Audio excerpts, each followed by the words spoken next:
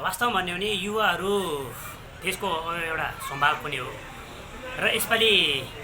जुन तरिकाले चाहिँ एउटा पार्टीभित्र नै एउटा विद्रोह गरेर एउटा आफ्नै तपाईँको चाहिँ पदलाई जिम्मेवारीलाई पनि तपाईँको चाहिँ दाउमा राखेर जुन खालको एउटा हाम्रा सभापति आदरणीय गगन थापाज्यूले चाहिँ जुन खालको चाहिँ एउटा प्रयास गर्नुभयो तपाईँको चाहिँ पार्टीभित्रको व्यतिथि विसङ्गति र तपाईँको चाहिँ यसका अन्यायको विषयहरूमा तपाईँको चाहिँ जसले गर्दाखेरि चाहिँ कार्यकर्ता भनेको विशेष गरी स्वयं तपाईँको चाहिँ आफ्ना चाहिँ कार्यकर्ताले चाहिँ गर्नुपर्ने काम र कर्तव्यहरू तपाईँको जति गर्दाखेरि पनि तपाईँको चाहिँ एउटा जुन तरिकाले चाहिँ माहौल जुन यो नेताहरूले चाहिँ एउटा आफ्नो कार्यकर्तालाई एउटा आफ्नो ठाउँमा मात्रै पोस्टमा मात्रै राख्ने तपाईँको चाहिँ एउटा जिम्मेवारी दिने मात्रै काम भयो त्यसलाई चाहिँ पूर्ण रूपमा निरुत्साहित गर्दै तपाईँको चाहिँ यसो भएको विसङ्गति र तपाईँको चाहिँ व्यतिथिको विरुद्ध लागेर तपाईँको जुन खालको एउटा अहिले जो एउटा पार्टीमा एउटा रूपान्तरण गर्न खोज्नु भयो तपाईँको चाहिँ त्यो एकदम सराहनीय छ र तपाईँको चाहिँ त्यसकै लागि पनि एउटा युवा नेतृत्व जसरी अहिले गगन थापा जसरी अहिले आउनुभएको छ त्यसले गर्दाखेरि तपाईँको चाहिँ अहिले हामी युवामा पनि एउटा छुट्टै जोस जाँगर आएको छ कि युवाहरूले चाहिँ एउटा पार्टीमा तपाईँको चाहिँ एउटा लागेर तपाईँको चाहिँ केही न केही तपाईँको चाहिँ देशमा रूपान्तरण गर्न सक्छ भन्ने चाहिँ एउटा सन्देश चाहिँ गगन थापाबाट नि दिएको हिसाबले गर्दाखेरि चाहिँ अहिले यसपालिको भोट चाहिँ तपाईँको चाहिँ रुख चिन्हमा चाहिँ मतदान गर्नुपर्ने अवस्था आएको छ र यसपालि क्षेत्र नम्बर 1 को हैसियतमा भन्नुपर्दाखेरि राजेन्द्र प्रसाद बुर्लाकोटी एकदम आफैमा पनि सबल अनुभवी र तपाईँको चाहिँ किसानको एउटा छोरो पनि भएको हिसाबले गर्दाखेरि यहाँको मुद्दाहरूलाई यहाँको तपाईँको चाहिँ समस्याहरूलाई उहाँले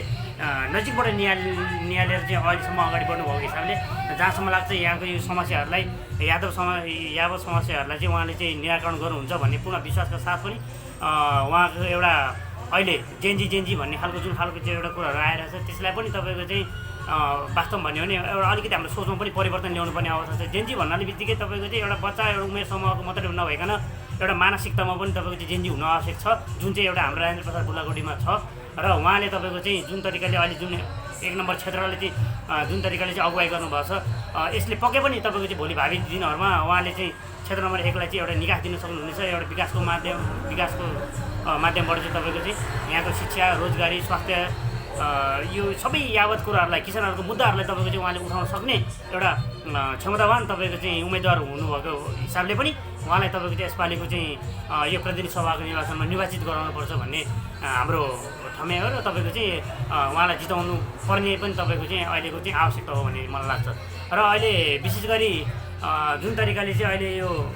गगन थापाज्यूले चाहिँ एउटा पार्टीभित्रै एउटा आमूल परिवर्तन ल्याउनु भएको छ नि हो यसले चाहिँ फेरि भोलि भावी दिनहरूमा पनि एउटा युवाहरूमा चाहिँ एउटा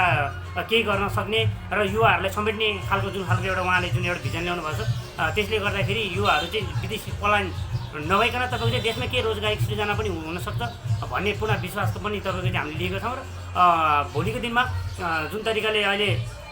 गगनजीले तपाईँको चाहिँ गर्नुभएको छ नि हो त्यसमा चाहिँ तपाईँको चाहिँ सबैजनाले साथ सपोर्ट पनि गर्नुपर्छ र भोलि भावी प्रधानमन्त्री उहाँलाई बनाउँदाखेरि तपाईँको चाहिँ एउटा देशले निकास पनि लिन सक्छ भन्ने हाम्रो पनि बुझाइ छ। त्यस कारणले गर्दाखेरि चाहिँ यसपालिको मत चाहिँ रुख चिन्हमा चाहिँ मतदान गरी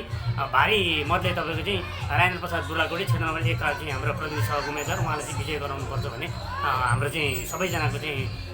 यसपालिको चाहिँ हाम्रो युवाहरूको पनि सोच छ। किनभने यसपालि युवाले आफ्नो तपाईँको चाहिँ भविष्यको सुनिश्चित आफै गर्नुपर्छ र तपाईँको त्यसले गर्दाखेरि पनि युवाले चाहिँ तपाईँको रुख चिन्हमा मतदान गरी अत्याधिक बहुमतको साथ क्षेत्र नम्बर 1 लाई मात्र नभए कि देशव्यापी रूपमा चाहिँ तपाईँको चाहिँ जिताएर चाहिँ गगन कुमार थापालाई चाहिँ यसपालिको चाहिँ तपाईँको चाहिँ प्रधानमन्त्री बनाउनुपर्छ भन्ने हाम्रो सबैजनाको चाहिँ अठोट र प्रतिबद्धता छ।